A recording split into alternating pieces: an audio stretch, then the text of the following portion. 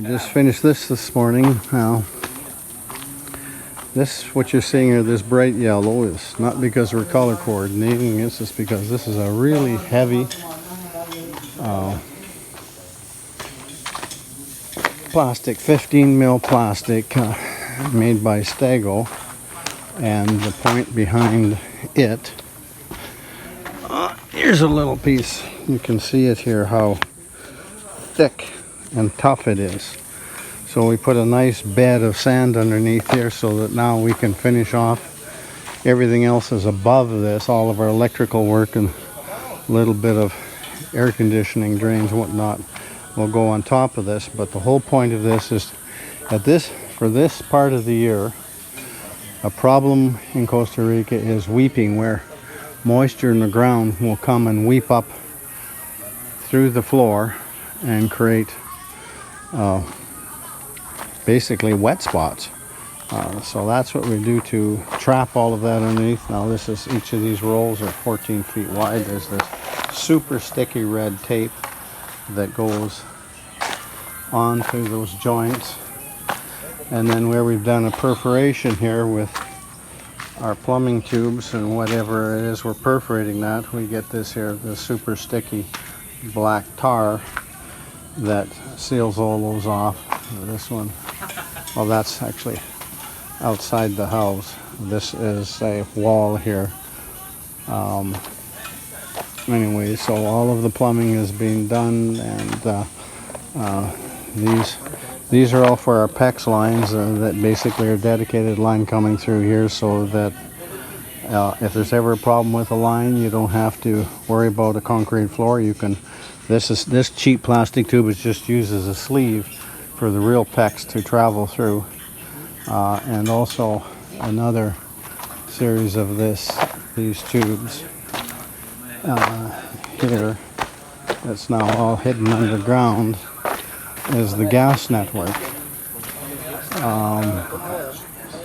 that I'm aware of. I'm the only one I've found in this country that puts gas networks in houses, because here we have, this is all of our tubes, this is all of our distribution. Now, anybody who's been following this build for some time has seen this mixer at work before. The point behind this mixer is it's the closest thing to ready mixed material as you can get. First of all, you're mixing larger volumes. We're mixing a cubic meter at a time here, and it's easier to control your measurements. So our formula here today, we're using, this is the sand. We put 2 hoppers of sand in, and we put 3 hoppers of crushed rock, 7 sacks of cement, and 1 bag of fiber. Now, fiber is more expensive than using steel, but as most things go, here's an example of the fiber. What is good about this, and if you take note of the floor layout here, okay, so we've got standard rebar around the perimeter, basically under your wall support areas, but all of the floor area where there's no steel, because this fiber is in there supporting 100% of the concrete. So therefore it diminishes cracking, and of course in this high humid environment it will not rust in a century. Now sometimes when we end up with slightly thinner floors, like I was just sharing with a friend here, okay, here is the shower pan. Now, very common, well, this is extremely rare. This is like a unicorn experience, certainly in Costa Rica. So we've set up a framework here to create a drop pan, where this flow, there's your drain pipe in the corner. So all of your water is going to flow into that corner. So we had to form this up before so that it actually goes down in, and your concrete is somewhat thinner there. Because the point is, if you have to do it at this stage, you can never fix this. And it will be a proverbial, I'll be polite today, screw up, or call it an FU. And the problem is they just slap down a slab, and then they lift everything up from that, and then they put a nice curb along the front edge here. Well, first of all, this is a wheelchair accessible house. I don't think curbs are a real good idea. Now, we'll walk over to the accessible bathroom. But anyways, the point is, no curb here. Now, yes, for handicap access is important, but this is important all of the time, because I don't want a curb here for two reasons. They're ugly as shit. It doesn't matter. However you dress up a pig, it's still a pig. But more importantly, it's a safety factor. And this is just to remind people of a simple thing that few know about this real story, but it revolves around Sir Edmund Hillary, the Brit that was the first to climb Mount Everest. What many people remember or know from their education that he did that. What nobody talks about is the fact that Hillary broke his leg in his freaking bathroom a number of weeks after he climbed the toughest peak on the planet. What does that tell you?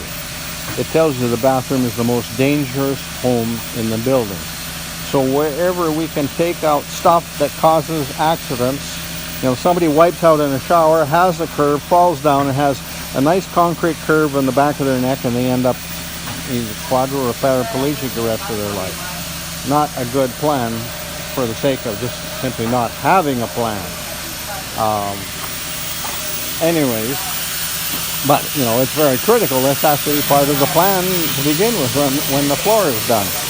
Now, I'm going to do a little rant on this. See, this is the wheelchair accessible bathroom right here. So it's considerably wider, and it's going to still take some maneuvering to get in here, but that's what it is. And you wheel in here. Well, you have to swing the door against the toilet, then you can wheel into the shower area, and you have a glass door there. And of course, with everything sloped, you don't need curbs to get the water going down the drain. Anyways, pardon for the background noise, but this is a work site. So now we have our mixer is taking on its our load here, and now they are about to break the sacks of cement. It's not exactly the ideal time of the year because, we had to reduce our water because our aggregate is still quite damp. Our sand has been under a tarp since it arrived here. But now we're breaking 7 sacks of cement in there. That's what that formula that I gave you requires. 7 sacks of cement to be dumped into the mixer. And that's how it's done. So anyways, that's this is certainly much faster than using a small hand mixer like that. But the big thing is larger volumes of mixes means we are more consistent in the quality of the concrete. Oh, while they're doing that, okay, my other rant, and if you see somebody doing this, anybody that's a consumer, and you see somebody doing this on a job site, this is an announcement. If you're in a job site, you see this, that job site should have a sign in front of it said, this project, home, business, whatever, is built by a group of, pardon me, fucking idiots. I'm being very rude about that, but this is incredibly rude. If you see them doing this where they slap down a layer of concrete one day, and they come back the next day after that's all set up to pour a cap on top of that. Now, first of all, okay, continuing on my rant after my interruption running out of space on my phone here. Anyways, then they come back the next day and they apply this cap, usually in areas from 1 to 2 inches on top of the crap they poured the day before. That takes more time and delivers an incredibly shitty floor. I've even seen this done in a swimming pool, because that cap will never adhere to the one below it. You know, concrete does not adhere to concrete that is set. Next day, next month, next year, next century, it doesn't and cannot happen, not without serious drugs being used to make those two adhere to one another. It's not impossible to do, but it's expensive to do.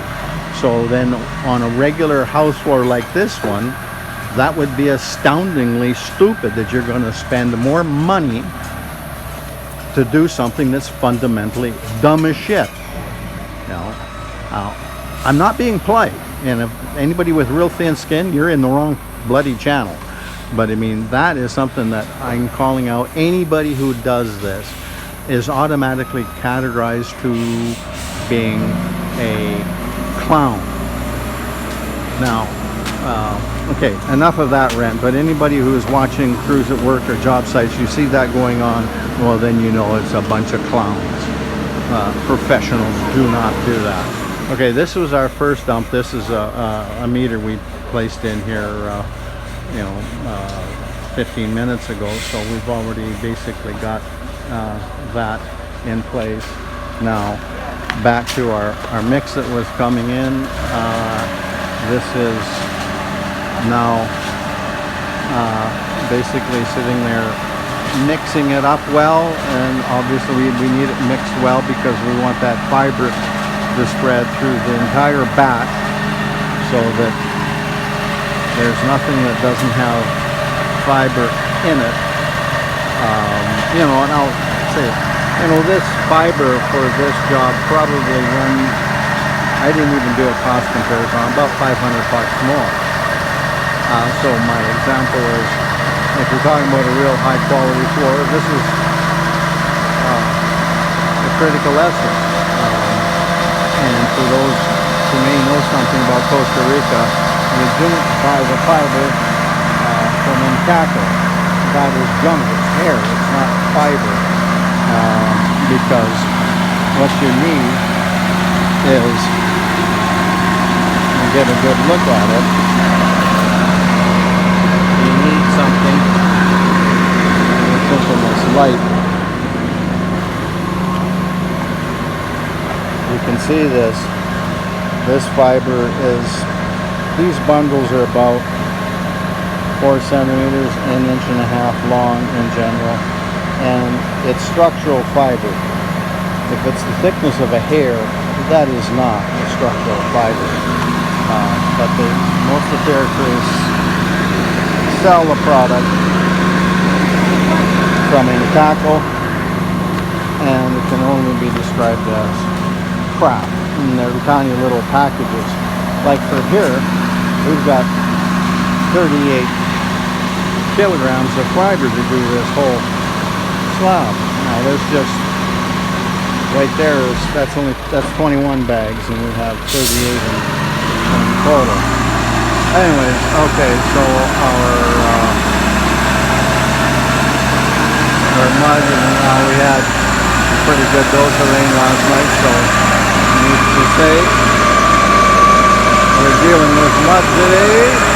No big surprise, but we got a nice sunny sky, which is very important because if it starts raining, we're done.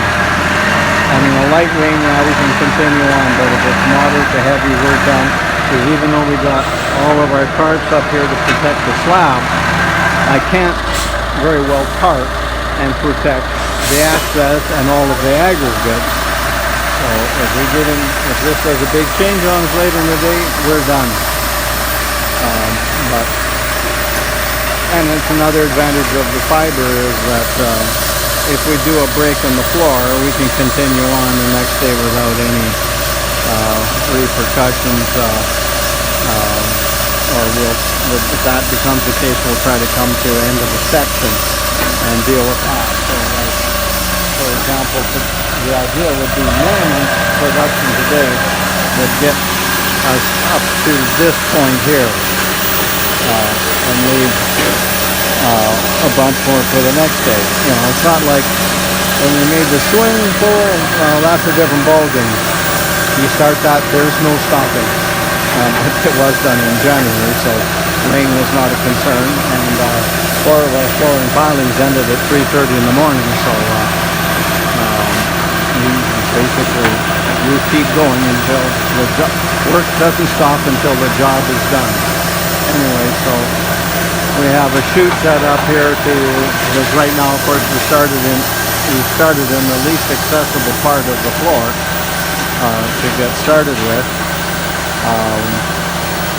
Anyway, so I'm going to call it, I mean, we're just going to keep repeating this all day long, so I mean, I just thought we would get one section here showing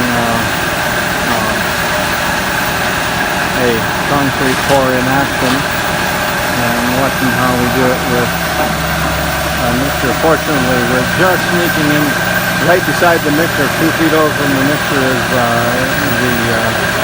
biodigester to the septic system, so we've got that as close as we can possibly get around our post structures to hold up our tarps, because I mean, as you may have heard before, you know, the tarps here for 2 reasons.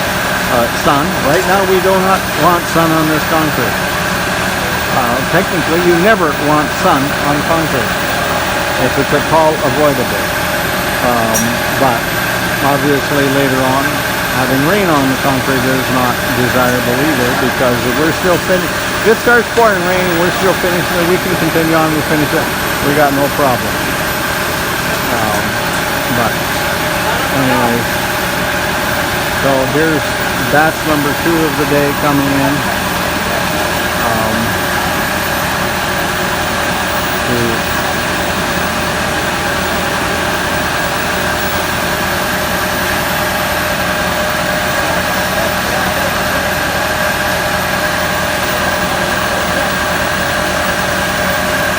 And you want a fairly fluid mix, especially when you're pushing it this far.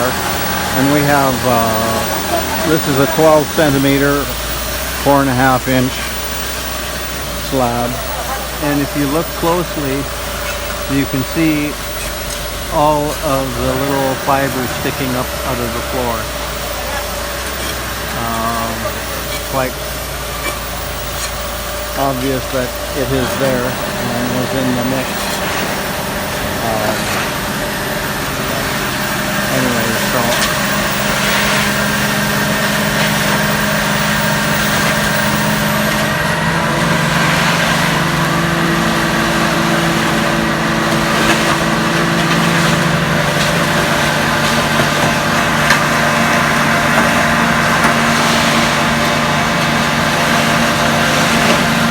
I'm not going to win any cinematography awards here, but never has been my goal. This is just live, feet on the ground action from a job site. Okay, there we're getting. Now, we don't have much slope on this, so it requires a bit of shovel help, but this is as high as this mixer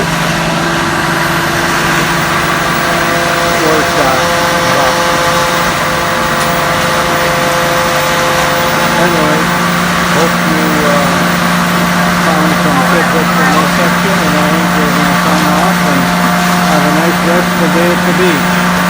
Till another day.